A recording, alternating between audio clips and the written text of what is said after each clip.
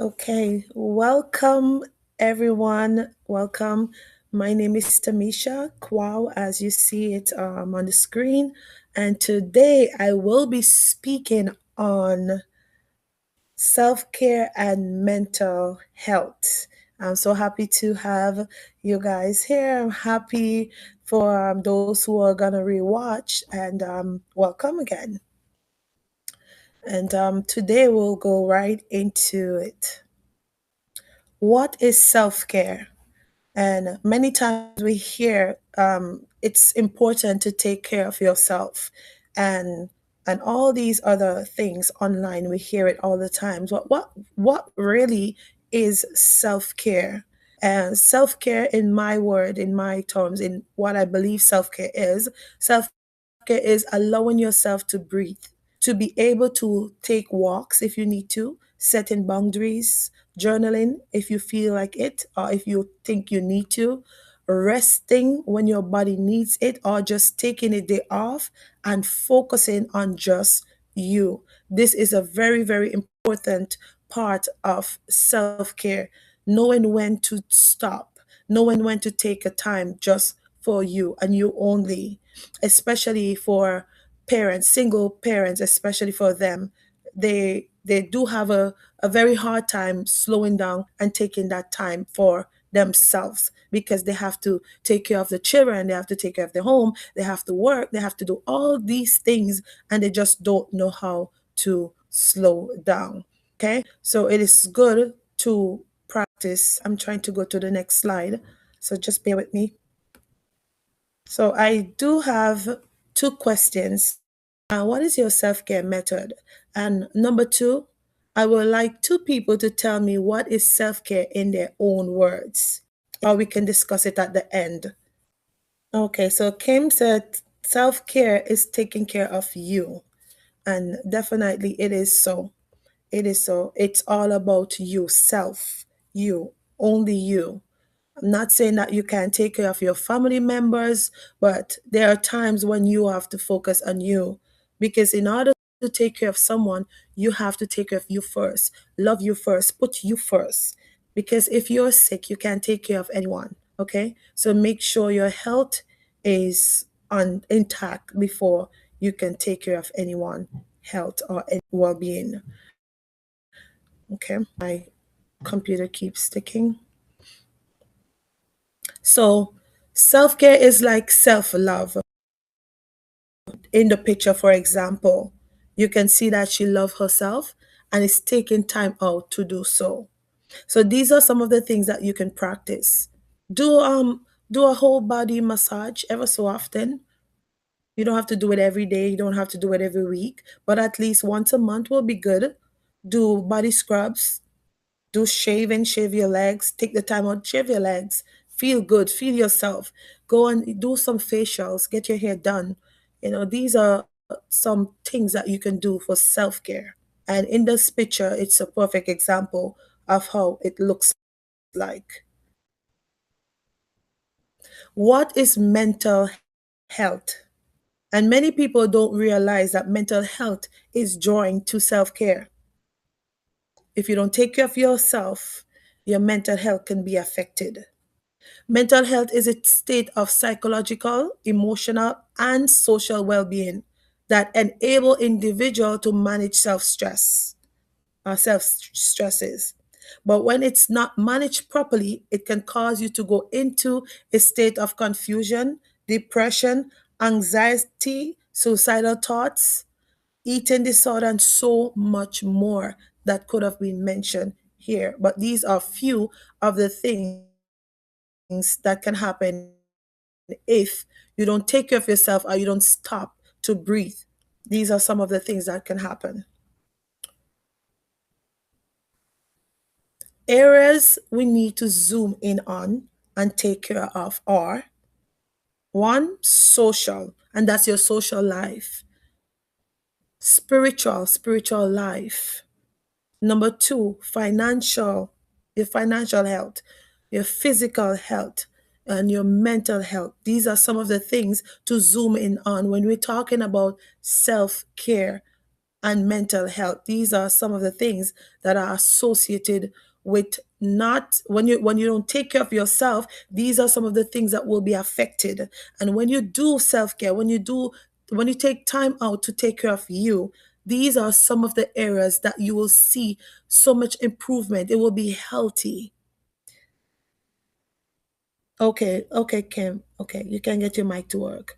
Okay, Lori Chambers, she said, but self-care for me is taking a nice hot shower with a good shower steamer. And that's good too.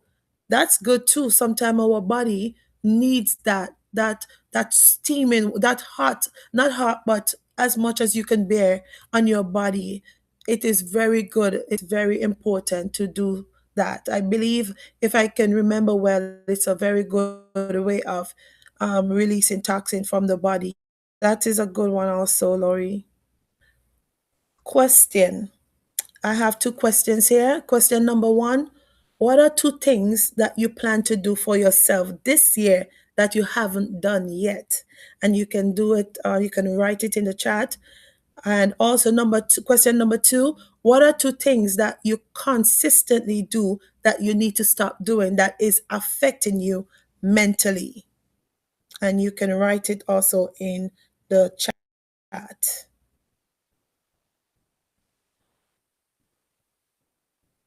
Oh, you love, Kim says she loves it. I believe that's the warm shower. Yes. So Laurie said, I am planning to lose 75 pounds and work on my general health. And that's fantastic. That is fantastic. That also will boost your confidence, self esteem, and it is a very, very, very good step. Awesome, Laurie. Awesome. Let's wait to see if Kim will say anything, and then we'll go on to the next slide. Okay, two things. I am working on my health and fitness. I also want to focus on taking more time to clear my mindset. Awesome, Kim. Awesome. What I've learned is when you do work out, it also helps with your mental clarity, and that's perfect. We have to work towards this goal. Awesome. Yes. Soda can bloat you, make you feel bloated. It can make you gain weight. It can affect your health, your internal health. So it is very important to put away all sodas, all pops, put away the fast food and stuff like that. Awesome. I like these points. Thank you. Let's move on to the next slide. How does self-care and mental health connects? Many people may ask. When you practice weekly self care, it boosts your confidence, self esteem, your mental capacity, and your mental health. You will no longer feel drained for no apparent reason. Your sleep will improve, your behavior will improve as well. You will also see a significant change in your overall health. Self care can help with decreasing mental health challenges by 30% to over 50% because it signals the brain to rest and do not overthink but turn off fight or flight mood, reducing anxiety and depression symptoms. Isn't that beautiful? Self care, just by practicing self care, it comes with so much benefits. Who knows that self-care would have so many benefits attached to it. So we are grateful that today we are learning some of them. Does lack of self-care have a negative impact on our finances? Surprisingly, yes. The answer is yes, it does. The lack of self care is connected to high stress levels. When you do not take time for yourself to unwind and rewind, financial problems are associated with high stress. So even though you are a workaholic, please stop to breathe. Lack of self care can cause burnout. And when you are burnt out, you cannot work.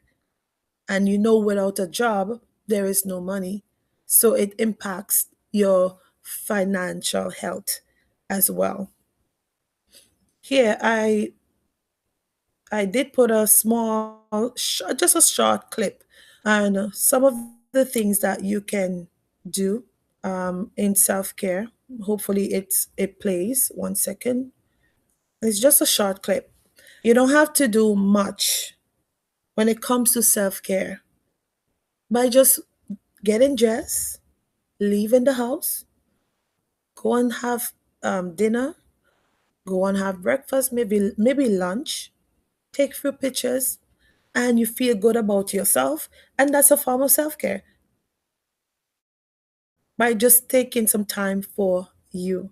It is a great form of self-care. And this, I want everyone on the line to remember this. It is very important. You are not alone. You're not the only one that feel the way you feel. Some choose to stay quiet. But I want to let you know that you are not alone. If you find it difficult to take care of yourself, you're not alone. There are many people who struggle with lack of self care and mental health issues, not because they want to, but because they don't have any choice or they do not have any choice. What can we do about that? There's so many things that we can do about that, but here I just name few. I will say help each other, call them, check in on them, and encourage them also seek professional help. These are some of the things that you can do when you realize you or anyone around you is suffering with mental issues or lack of self care or self confidence, or they're just in that place where they can't do it for themselves. They can't see themselves anymore. Okay, let's move on to the next slide. And this other slide will be just a short exercise and a word of affirmation. Okay, Laurie said, I have to give up soda to work towards this goal. I am under a doctor care for my mental health. Awesome. Awesome. At least you're having, oh, 1 second. At least you're getting some professional help there, and that is very important, Laurie. So that is awesome. I'm happy for you, and I would like to know how it goes as you go along your journey. So here is a somewhat of an action step and also words of affirmation. I want you to now take this time to do some breathing exercises. And as I say it, then you're going to do it. Yes. So when I say it, you just do it on your side, and I can't do it because I have to instruct you. So on the count of 1, 2, 3, breathe in, hold it as you breathe in.